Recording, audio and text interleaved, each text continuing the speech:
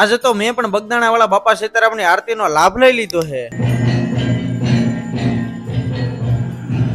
એ હાલો finally આપણે બગદાણા પૂગી ગયા છે ને બગદાણા આવી રીતેનું કઈક ડેકોરેશન કરેલું છે. હવે મને તો નથી ખબર કઈ બાબતમાં ડેકોરેશન કર્યું છે. હવે તમને જો ખબર હોય ને તો કમેન્ટ કરી દેજો. ઈલા કોઈ ભાડે કે નો ભાડે 250 વાળા સંપલ હાલો હું હટાડી દઉં ને પછી મંદિર અંદર આવતા જ બધાથી પહેલા આપણે બાપા સીતારામની પ્રસાદી એટલે ચા પી લીધી છે ને પછી કાળ ભૈરવ દાદાના દર્શન કરી લીધા છે ને ત્યાંથી આપણે વડલા સાઈડ આવતા રહે. વડલા એવી વાત સાંભળવામાં આવી છે કે બાપા સીતારામ હજી આપણને વડલામાં દેખાય છે. પછી આખા મંદિરમાં રાઉન્ડ મારી લીધો છે ને બાપા સીતારામના દર્શન કરી લીધા છે. મંદિરમાં વિડીયો ઉતારવાની તો મને હતી, પછી આપણે બહારથી જ વિડીયો ઉતારી લીધો છે ને આ શું પ્રોગ્રામ છે ને કઈ 10 નથી ઉતરી. તમે જરા કમેન્ટમાં કહી તો દેજો ને. પાછા આ ઘરવાળાની તો ખરીદી જ નથી ખૂટતી, પાછળ રખડી નું થાકી ગયો ને. પછી એક્ઝેક્ટ બાપા સીતારામની આરતી થતી હતી ત્યારે જ આપણે એન્ટર થઈ ગયા. બાપા સીતારામની આરતીનો આપણે લાભ લઈ લીધો છે. તમે પણ મારી સાથે બાપા સીતારામની આરતીનો લાભ લઈ લ્યો